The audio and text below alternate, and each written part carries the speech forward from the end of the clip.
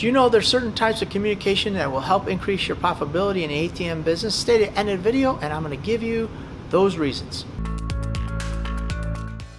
Hi, this is Phil from PDQ Merchant Enterprises and the ATM Mastermind Group page, and I help hundreds of aspiring ATM business owners go from 0 ATMs to ATM Business Pro in as little as 30 days. Always remember, here at PDQ Merchant Enterprises and the ATM Mastermind Group page, we buy your freedom back one transaction at a time. Without further ado, the top 5 communication errors that if you don't address will make your ATM business less profitable. So we're doing this video in honor of Sunny Low because they were having issues with communication and asking all kinds of issues about their ATM, and so we decided to address those issues in this video. So problem number 1 is the ATM's not doing any transactions. So the person was saying, you know what, my ATM isn't doing any transactions.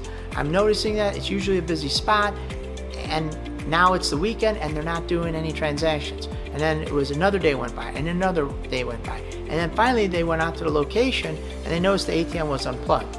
Now you have to do, this happened a lot of times to us, you know what, you can't figure out, well, what was the problem? Was the ATM, was there a communication problem? Was the ATM just down because of a stuck bill? Is the receipt paper was bad? What was the reason why they unplugged the ATM? Nobody knows, but in the meantime, your ATM isn't doing any transactions.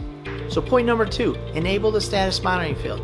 Phil, what's the status monitoring field? The status monitoring field is in the operating systems of the ATM, and what that does is once you enable that status monitoring field, it will allow the ATM to call the processor.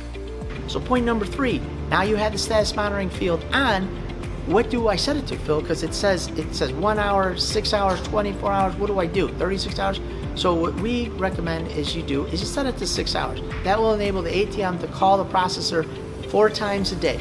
So now you know if it gets 6, no problem. It gets to 16, which is more than 12.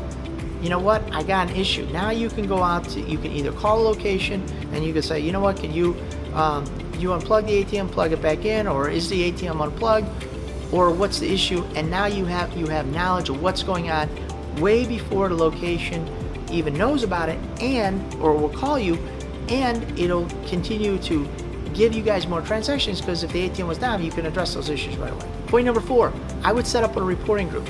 PAI allows you to do this. We don't use CDS, so I don't know, but we use Switch Commerce, so Switch Commerce allows you to set up a reporting group.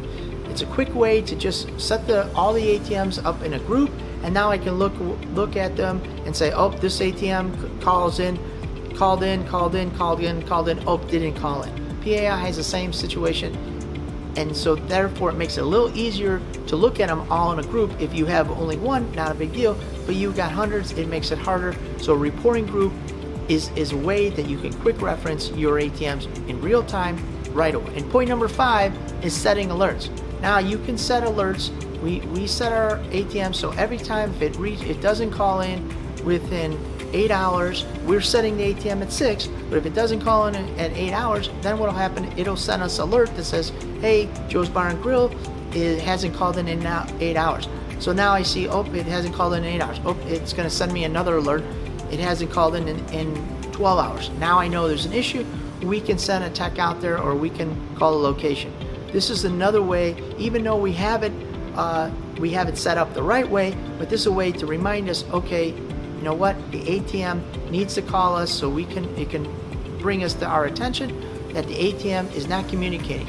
And if it's not communicating, then it's not doing transactions. So we want to make sure that this is correct. Maybe the wireless is down, maybe the location power is out, maybe there's a stuck bill and somebody pulled the plug. There's a bunch of reasons why the ATM could go without any transactions, but we need to know about it. And if we know about it, we can solve those issues, and if we solve those issues, we can do transactions. So that's the best way to increase transactions. Make sure that you're doing the right communication and have the right theory on how to do your communications with your ATM. So if you're interested in starting your own ATM business, I want to invite you to my free checklist entitled ATM Passive Business Income Checklist, the 5 things you need to know to start a profitable ATM business, where I'll share with you the 5 things you need to start your profitable ATM business so you can start earning passive income, make more money, and spend more time with your family. So if you're interested in starting your ATM journey today, click the link down below. Again, this is Phil from PDQ Merchant Enterprises and the ATM Mastermind Group page, where we buy your freedom back one transaction at a time. Thank you guys very much.